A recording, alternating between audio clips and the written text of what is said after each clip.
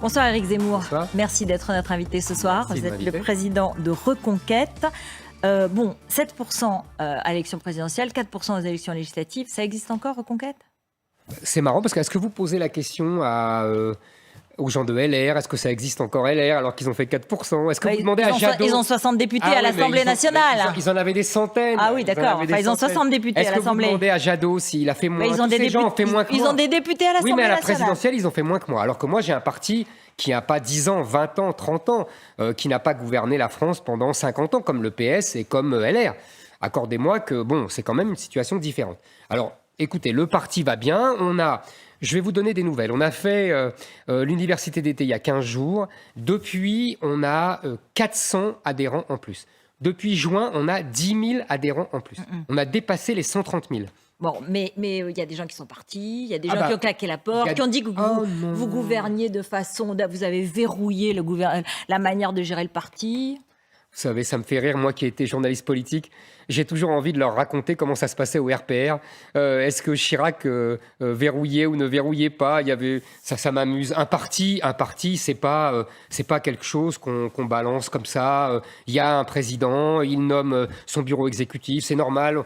Vous, comme moi, vous étiez un journaliste politique, vous savez comment ça se passe dans les partis. Il y a des gens qui sont pas contents, il y a des égos, il y a des vanités, il y a tout ça, c'est la vie, quoi, la vie politique. Voilà, alors moi, je suis toujours journaliste et vous, Voilà. vous me dites que vous n'êtes plus journaliste, vous êtes vraiment un homme politique aujourd'hui. Ah bah écoutez, en tout cas, je suis président d'un parti politique, Oui. voyez. Mais j'utilise encore ma réflexion, hein, ne croyez pas. Je suis resté quand même, j'observe la vie politique, j'observe, et je suis en même temps un acteur. C'est ça qui est bien. Je marche sur mes deux jambes. Parce que je vais vous dire, et là plus sérieusement, les partis politiques depuis des années, ça n'a pas toujours été le cas, mais ont abandonné complètement la réflexion intellectuelle. Vous m'accordez que ça n'a pas toujours été le cas. Le Parti socialiste, dans les années 70, avait une réflexion brillante. Même le RPR, dans les années 70, 80. Depuis, c'est vraiment en déshérence de tous les côtés. Que ça soit... Donc vous voulez rester un parti intellectuel. Moi, je veux, intellectuel, c'est peut-être un grand mot, mais je veux une réflexion.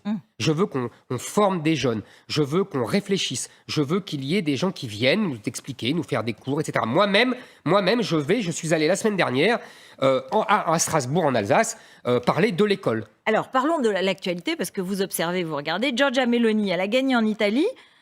Pourquoi vous avez perdu? Parce que vous n'étiez pas une femme? Parce que les femmes politiques, ça marche? C'est drôle comme question, ça marche bien. Oui, c'était pas tout à fait votre avis pendant longtemps. C'est un des débats qu'on a déjà eu. C'est un débat qu'on a déjà eu mais c'est plus le sujet. On reprendra ce sujet-là en privé. Là, Giorgia Meloni, a gagné. Pourquoi je n'ai pas gagné? Si vous voulez, la situation géopolitique n'était pas la même. En mars, le sujet que je portais, c'est-à-dire le sujet de l'identité, de l'immigration, a été balayé par la guerre en Ukraine. Aujourd'hui, vous voyez bien que ce soit en Italie, mais aussi c'était en Suède 15 jours plus tôt, les campagnes se sont faites sur quoi? Sur le sujet de l'identité, de l'immigration et de la sécurité. La guerre en Ukraine continue Bien et sûr. la question russe et ukrainienne Mais vous continue. avez tout à fait raison, bien sûr. Sauf que l'impact médiatique est différent. On ne parle pas que de la guerre en Ukraine comme ça s'est passé en mars. Et donc, évidemment que les gens qui font campagne sur mes thèmes, parce que, accordez-moi, que Mme Meloni a fait campagne sur les mêmes thèmes que moi. Elle dit « je suis contre la théorie du genre, je suis contre l'islamisation du pays ». Elle a fait une campagne identitaire, contrairement à d'autres. Bon. Eh bien, évidemment qu'elle gagne, parce que les gens se retrouvent avec les mêmes sujets. Oui, mais alors, donc c'est l'extérieur. C'est à cause du fait qu'on a beaucoup parlé de la Russie et de l'Ukraine. Vous ne dites pas, moi, je n'ai pas réussi à être assez empathique, à être assez, à communiquer, à incarner ce que Meloni, par exemple, a incarné. Je ne pense pas. Elle est très bien, Meloni. Non, mais ce que je veux dire, c'est que vous faites pas. Quand vous faites la comparaison, vous ne dites pas. Non, là, moi, j'ai pas fait ça, j'ai pas réussi ça. Franchement, je ne pense pas. Je pense au contraire qu'on est quand même très proche. D'ailleurs, toute la presse le dit. Meloni est beaucoup plus proche de moi que du Rassemblement national. D'ailleurs, le Rassemblement national lui-même le dit. Ils disent qu'elle est trop conservatrice, trop à droite, trop libérale, et que c'est pas leur tasse de thé. Donc voilà, non, je pense que c'est uniquement un contexte, mais c'est important le contexte. Oui, on va y venir. Mais bon, juste un mot, ça veut dire que vous vous dites pas, moi j'ai manqué d'empathie, j'ai manqué de savoir-faire, de charisme, de tout ce qui fait la politique charnelle et la réussite dans ces cas-là? Est-ce que vous avez vu mes meetings pendant la campagne présidentielle? Oui, il y avait du monde. Vous trouvez qu'il n'y avait pas d'enthousiasme? Vous trouvez qu'il n'y avait pas de chaleur? Vous trouvez que c'était froid comme ailleurs? Non. Je pense franchement que la campagne a été absolument magnifique.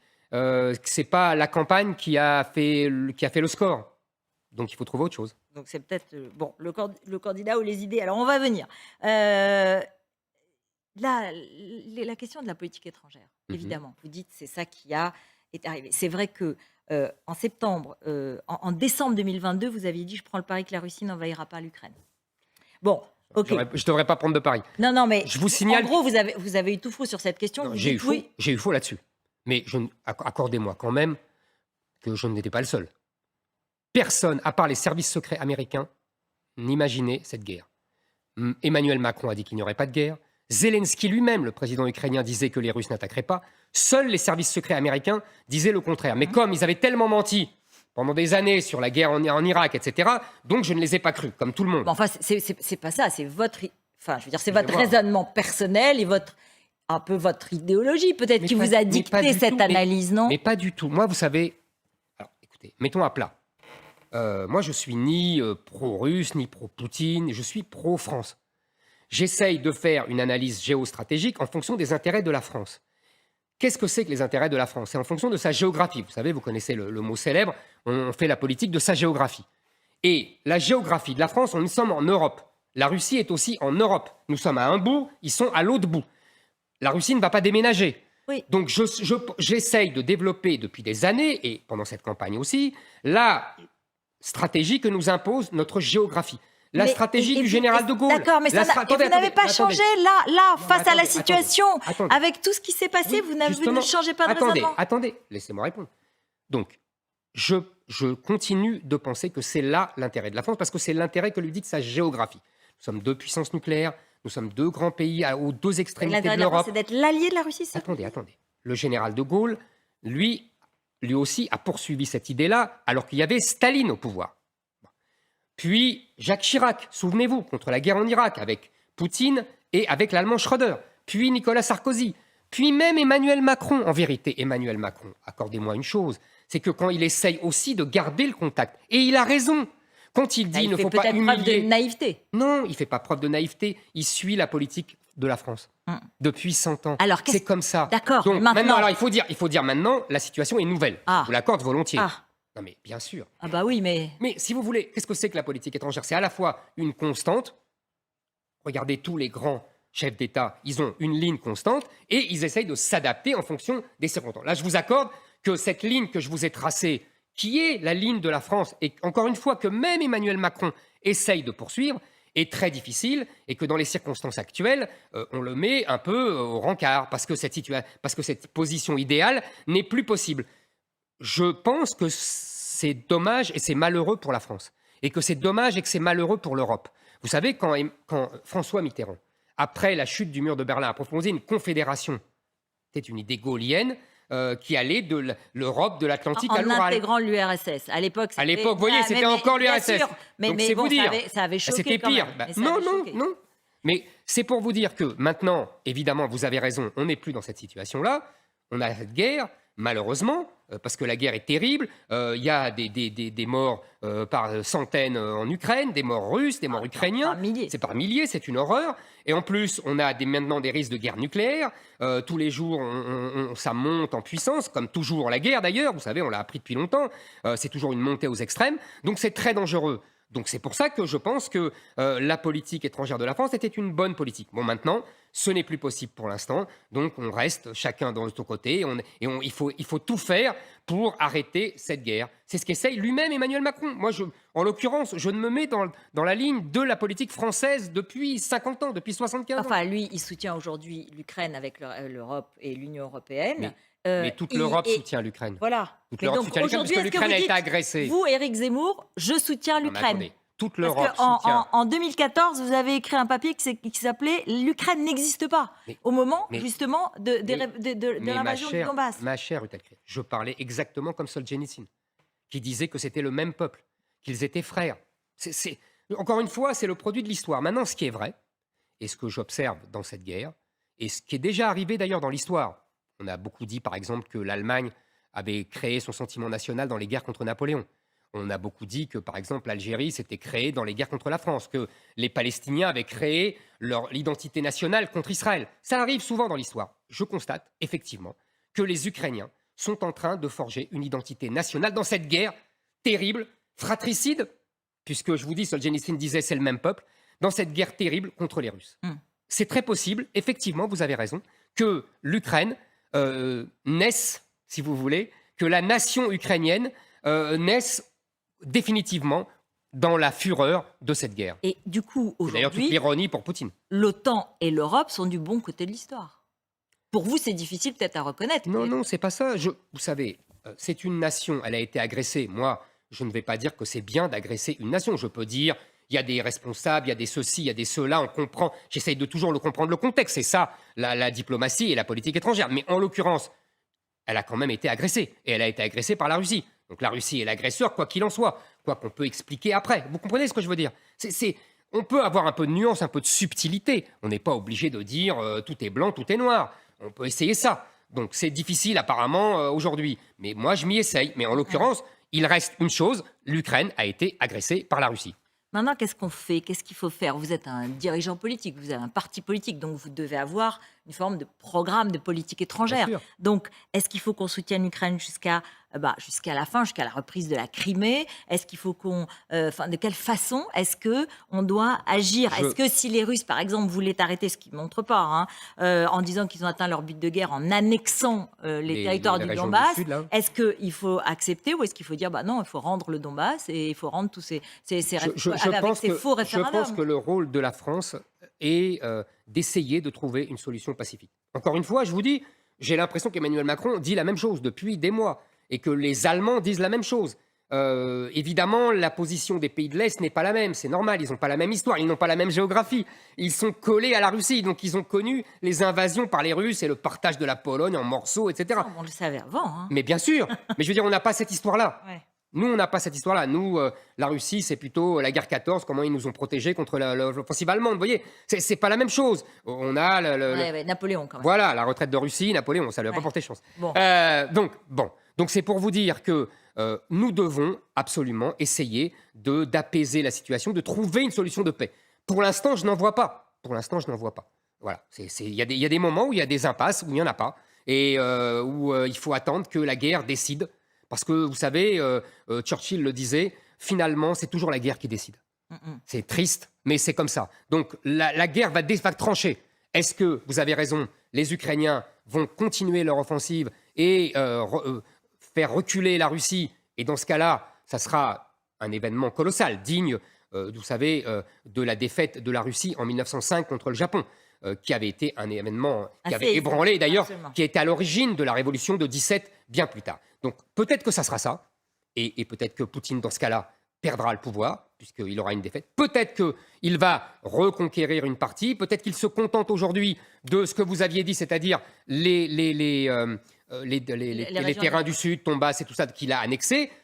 Pour l'instant, je pense qu'on ne peut pas le savoir. Juste un mot quand même sur les sanctions, parce qu'on entend un discours que certains peuvent qualifier de démoralisation de l'arrière, sur le thème « Ah, les sanctions, attention, on est bien gentil, on les fait, mais en fait, c'est nous qui en souffrons le plus. » Vous le tenez, ce discours ? C'est pas faux. C'est un fait. Vous savez, qui en pâtit aujourd'hui, à part nous ? Personne. Les Russes. L'économie russe, les Russes vendent leur pétrole et leur gaz aux Chinois. D'ailleurs, j'ai vu que la télévision belge avait révélé que les Chinois nous revendaient le gaz russe 2 ou 3 fois plus cher. Comme ça, tout le monde est content, sauf nous. Par ailleurs, vous savez, cette question de l'énergie est une question fondamentale, vous êtes d'accord ? Et on en souffre. Et on en souffre parce qu'on paye en plus le prix d'une politique folle. C'est-à-dire qu'on aurait pu ne pas en souffrir. Parce qu'après tout, ces histoires de gaz russe, c'est uniquement les Allemands qui sont dépendants. Nous, on ne devrait pas être dépendants de cela. Mais non, on s'est mis dans une nasse. Le génie de nos dirigeants qui pensent toujours au nom des intérêts européens et qui ont fait que ils ont agrégé le prix du gaz et le prix de l'électricité. Ce qui fait que, magnifique, le prix du gaz explose, donc notre électricité, qui était pas chère du tout, devient très chère. Bravo, bravo à nos génies. D'accord, mais est-ce qu'on arrête les sanctions ? Sachant que les sanctions sur l'énergie, ce ne sont pas nous qui les faisons. C'est les contre-sanctions de Poutine qui réagit en nous coupant le gaz parce qu'on fait des sanctions, des embargos sur un certain nombre de produits et parce qu'on empêche tous les échanges internationaux et les échanges. C'est ce que je vous ai dit. La guerre, c'est la montée aux extrêmes. Donc, quand on attaque, on est attaqué. C'est comme ça, c'est la guerre. Malheureusement, est-ce qu'on dit aux Français, faut tenir parce qu'on défend des valeurs, ou est-ce qu'on dit aux Français, oh là là, c'est pas facile, faut penser à nous et dans le fond, ces sanctions, il faudrait mieux arrêter et calmons-nous et arrêtons tout. Moi, je pense quand même, je comprends ce qu'on peut dire, on a des valeurs, la liberté des nations, etc. D'ailleurs, je note la démocratie. Je note que tous les gens qui défendent la liberté des nations pour l'Ukraine ne la défendent pas pour la France. Mais c'est une autre discussion. Il n'y a pas eu d'agression militaire contre la France. Non, absolument. Mais il y a une autre type d'agression. Non, on ne peut pas comparer. On ne peut pas comparer, vous avez tout à fait raison. Mais il y a un autre type d'agression et un autre type d'attaque de la France. Mais on va en parler, je pense, puisqu'on va parler de l'Italie. Donc, si vous voulez, ces sanctions-là, moi, je veux bien, mais il faut quand même penser à nous. Il faut quand même penser que nous devons absolument protéger notre population, notre peuple. Et donc, qu'est-ce qu'on fait qu'est-ce qu'on fait? Ça veut dire que vous dites qu'on arrêterait les sanctions? C'est ça que je veux vous dire. C'est parce que, bien sûr, tout le monde veut protéger son peuple. D'ailleurs, le gouvernement prend des mesures. Absolument. Il fait un bouclier tarifaire sur l'électricité. Qui nous coûte très cher. Qui nous coûte très cher. Oui, bien sûr. Bien sûr. Oui. Mais donc, non, mais moi, si vous voulez, ce que je veux dire, c'est qu'on aurait pu éviter tout cela. Il faut quand même toujours pointer les responsabilités. Si vous voulez, on n'était pas dépendant du gaz russe. Vous comprenez ce que je veux dire? On avait notre énergie nucléaire qui avait été forgée par le général de Gaulle, par Georges Pompidou, par Valéry Giscard d'Estaing. Et on pouvait tenir très bien comme ça. On a méprisé, dédaigné notre énergie nucléaire. Et en plus, on a agrégé le prix de l'électricité au prix du gaz. Moi, je reviens à cela, pardonnez-moi, parce que je pense que c'est très important. Ce que j'ai envie de savoir, c'est qu'est-ce qu'on fait. L'analyse, c'est bien, c'est très important. Oui. Mais maintenant, qu'est-ce qu'on fait? Qu'est-ce qu'on fait? On remet déjà en marche notre nucléaire. Et surtout, pardonnez-moi, on sort du système européen pour le gaz et l'électricité. On décorrèle la fixation du prix. On sépare l'électricité et le... Non, c'est pas prévu. Non, c'est pas prévu. On le réclame, mais ce n'est pas prévu. L'Europe ne veut pas le faire. Ou alors, comme d'habitude, ils vont le faire après. Vous voyez, c'est des choses importantes, ça. Alors, vous disiez, on va parler de l'Italie. Moi, quand je vous disais pourquoi vous avez perdu, parce qu'en fait, sur l'Italie, oui, elle a un discours identitaire, comme vous le dites. Et elle a aussi un discours effectivement sur l'immigration et sur le fait que l'Europe a en quelque sorte lâché l'Italie face aux flux migratoires. C'est comme ça que ça a été vécu. Mais votre discours, vous le teniez le même, il n'a pas percé de la même façon. Ah non, je suis désolé. Il a percé. Non, vous ne pouvez pas dire ça. J'ai eu des sondages qui sont montés jusqu'à 17, 18. C'est pas vrai. Il a percé. Maintenant, il y avait dans la stratégie de Meloni, il y a une autre chose qu'il n'y avait pas en France. C'est l'union des droites. C'est-à-dire qu'ils se sont alliés avec Salvini de la Ligue du Nord, qui est un peu le Rassemblement national de l'Italie, et Forza Italia de Berlusconi, qui est un peu LR de l'Italie. Donc, ils se sont alliés. Ce que moi, j'ai passé mon temps à le réclamer et qu'on n'a pas obtenu. Et en fait, on n'a pas obtenu pourquoi? Parce que ni LR, ni le RN de Marine Le Pen ne veulent de cette union des droites. Pour des raisons différentes. Le RN, parce que Marine Le Pen pense qu'elle n'est ni de droite ni de gauche. Non, parce qu'elle pense qu'elle est plus forte et qu'elle n'a pas besoin de faire alliance avec plus faible. Ah oui, mais je suis désolé, elle n'a pas gagné. Ouais, elle a fait 42 quand même. Elle n'a pas gagné. Pardonnez-moi, hein, moi je veux bien tout ce qu'on veut, mais le résultat, c'est que c'est Emmanuel Macron qui a été réélu. Pourquoi je vous dis ça? Pourquoi je pense que l'union des droites est importante? Parce qu'aujourd'hui, vous savez, le clivage droite-gauche s'est toujours adapté. Il est né sous la Révolution française, tout le monde connaît l'histoire, et il a eu des thèmes fédérateurs. Avant, c'était les institutions, la République, la monarchie. Après, ça a été le social, l'économique, quand il y avait les communistes. Donc les libéraux étaient à droite et les socialistes étaient à gauche. Aujourd'hui, je pense que le clivage est autour de l'identité. C'est-à-dire que, et de droite, celui qui ne veut pas voir disparaître la France. Et de gauche, comme on l'a vu à la présidentielle et aux législatives, celui qui vend son pays aux islamo-gauchistes. Nous l'avons très bien vu. Aujourd'hui, le clivage, il est là. Et même les gens, les électeurs, par exemple, du Rassemblement national, qui venaient, pour certains, de la gauche, aujourd'hui, sont de droite. Parce qu'ils veulent défendre et ils veulent empêcher que leur pays disparaisse. Je pense que c'est ça, le clivage aujourd'hui, et qu'on est sorti, On a eu un clivage populiste dans les années 2014. Vous savez, il y a des vagues, européennes, occidentales. Moi, je ne pense pas. Vous ne l'appelez pas comme ça. On a été dans un clivage populiste, qui d'ailleurs a été né lors du référendum sur Maastricht, avec le oui à Maastricht, le non à Maastricht, qui mélangeait la droite et la gauche. On a eu l'acmé de cette vague populiste en 2014, avec Trump, le Brexit, etc. Et je pense aujourd'hui que nous sommes sortis de cela. C'est-à-dire qu'aujourd'hui, le vrai critère, on le voit en Italie, on l'a vu aussi en Suède, le vrai critère, c'est l'identité des nations. Est-ce que les nations européennes veulent rester européennes ou est-ce qu'elles acceptent leur soumission à l'évolution de la démographie, c'est-à-dire le grand remplacement des peuples européens par des peuples venus du sud de la Méditerranée. Je voudrais un exemple concret. Dans Le Parisien ce matin, il y a une note qui révèle qu'il y a une forme d'offensive islamiste sur l'école, avec un encouragement à porter des tenues religieuses, à faire des prières dans l'école, et c'est une inquiétude pour l'éducation nationale. Il y a des gens, Bernard Ravet, l'ancien proviseur du collège de Marseille, qui lance un appel, une alerte là-dessus. Bon, j'imagine bien sûr que vous le dénoncez, comme moi, comme d'autres. Mais qu'est-ce que vous feriez si vous étiez au pouvoir aujourd'hui? Alors là, je l'ai dit pendant toute la campagne. Non mais concrètement, là... Concrètement. On s'est moqué de moi quand j'ai dit il faut rétablir la blouse. J'avais ma petite idée. C'était pas seulement pour revenir au temps de mon enfance. La blouse ou l'uniforme, peu importe. Mais vous avez compris maintenant. C'est que je voulais empêcher toute islamisation du vêtement. On a interdit le voile à l'entrée des écoles. Ils rentrent par les d'autres vêtements, les abayas, les camis, etc. Avec une blouse ou avec un uniforme, ce n'était pas possible. Deuxièmement, j'ai proposé, et je continue de proposer, l'interdiction du voile dans les universités. On me répond, ils sont majeurs, etc. Ça ne me gêne pas, puisque moi, je l'interdis aussi dans la rue. C'est impossible. Je ne suis pas d'accord. On a enfermé 60 millions de Français pendant 6 mois. Ceux qui sortaient étaient surveillés par la police pendant le confinement du Covid. C'était impossible, ça ? Alors vous allez me dire qu'on ne peut pas empêcher quelques milliers de femmes qui sont voilées. Ben si, on peut leur interdire. Et au moins, même si je vous accorde qu'il y aura des gens qui ne voudront pas respecter cette loi et tout ça, on sait que c'est interdit.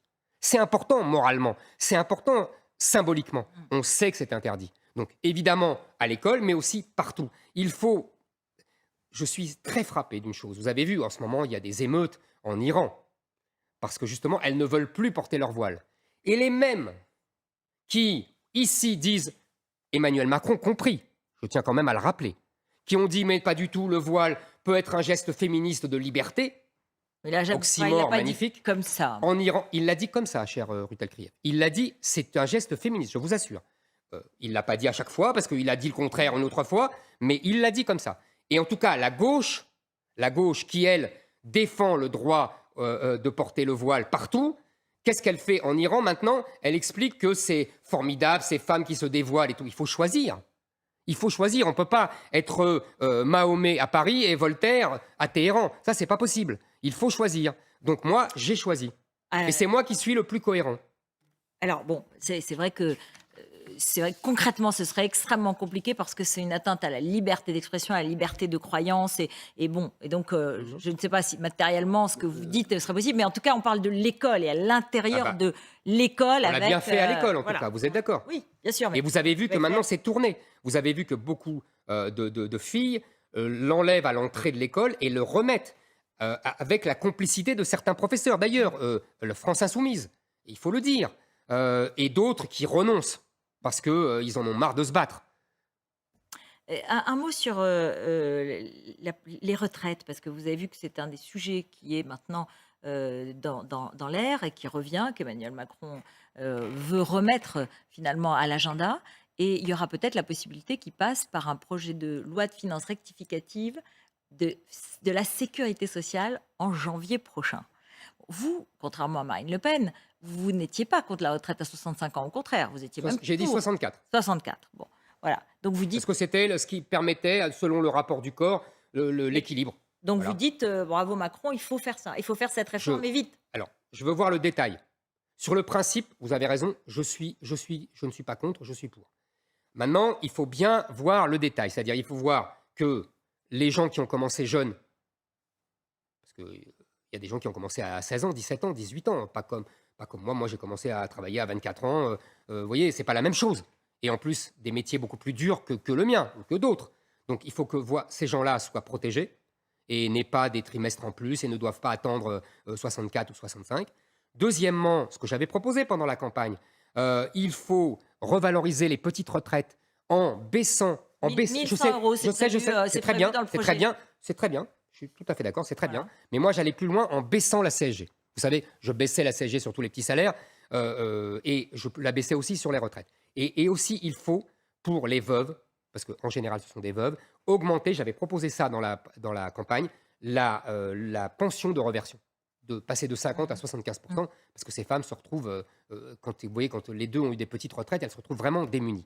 Il y a des choses à compenser, mais sur le principe, je pense que nous devons travailler plus.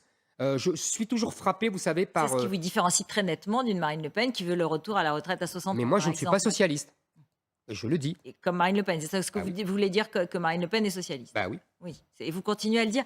Je veux dire, après sa victoire sur vous, pas sa victoire sur Macron, mais sa victoire sur vous, vous avez usé et souvent utilisé des adjectifs assez négatifs sur elle. Vous n'avez pas changé d'avis. Mais vous savez, en général, elle c'est quand même, quand je dis quelque chose, je le pense. Donc je n'ai pas à changer d'avis. Et elle-même a dit beaucoup de choses négatives sur moi. Et vous ne lui demandez pas si elle a changé d'avis. Je pense qu'elle n'a pas changé d'avis.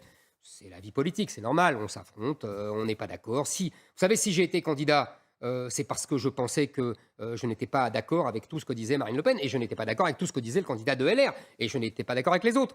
Sinon, je ne me serais pas présenté. Mais donc, comment vous voulez faire cette union des droites, alors là, dans ce que vous dites, c'est marrant. On ne voit pas comment ça se dessine. Pardonnez-moi, Ruth Elkref, c'est marrant cette question. Parce que, de toute façon, vous avez compris que l'union des droites, je suis le seul à vouloir. Le RN ne le veut pas, puisqu'il se On n'a pas le système, on a précisé, et LR on n'a pas le même système que l'Italie. On n'est pas en coalition. On n'a pas le même système que l'Italie. Il n'empêche que, vous vous souvenez, François Mitterrand ne s'est pas trompé de constitution et d'institution quand il a forgé l'union de la gauche. Il a mis 10 ans à la forger.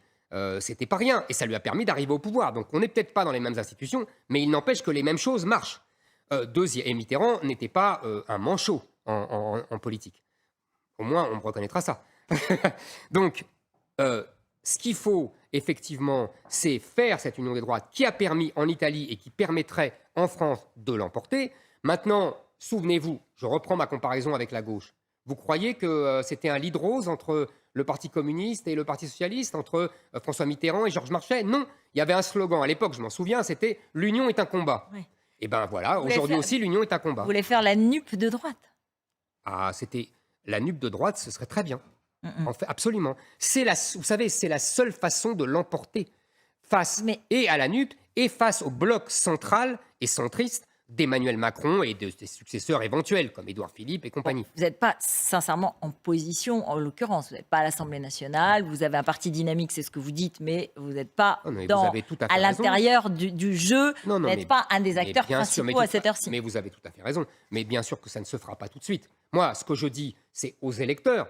Je leur parle aux électeurs. Vous savez, en mai-juin, on avait fait un sondage. Il y avait 70% des électeurs du RN qui voulaient l'union des droites avec Reconquête et avec LR. Et il y avait 40 ou 50% des électeurs LR qui voulaient la même chose. Moi, je m'adresse aux électeurs. Vous avez raison, je ne suis pas dans les tambouilles politiciennes à l'Assemblée nationale.